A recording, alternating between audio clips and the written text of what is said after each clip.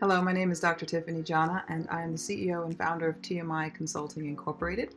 My company is a 17-year-old diversity, equity, and inclusion strategy consulting firm, and that just means that my company helps organizations and institutions and communities be more thoughtful about the way that they invite people into their communities. So if it's a workplace or if it's a school, we want to make sure that everyone who works there and that everyone who is influenced by and affected by that particular place is really able to feel like they can be who they are, they can bring their whole selves into the spaces that they are, and that they're respected and appreciated and able to be successful. So I do this work because my mother actually does the same work, so I grew up watching her do it, and it was pretty amazing to see my mom at work because I felt like she was a superhero.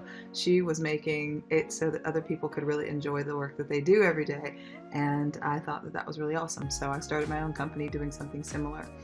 So I've got a few questions that I'm going to answer for you all about microaggressions, because I wrote a book. I wrote a bunch of books, but my fourth book was called Subtle Acts of Exclusion: How to Understand, Identify, and Stop Microaggressions. So I'm a little bit of a microaggressions expert, I guess.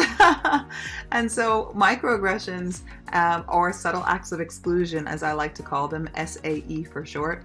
Microaggressions are they are the things that people do and say that make some people feel like they're being otherized, like they're being, pushed aside. And it's a little bit different from overt racism or sexism, right? So microaggressions can be problematic for sure, but they tend to be, the reason I call them subtle acts of exclusion is because they tend to be very often not as obvious, right, as something that's just like super duper racist. Not that a microaggression can't be racist or sexist or something like that, but these tend to be kind of subtle.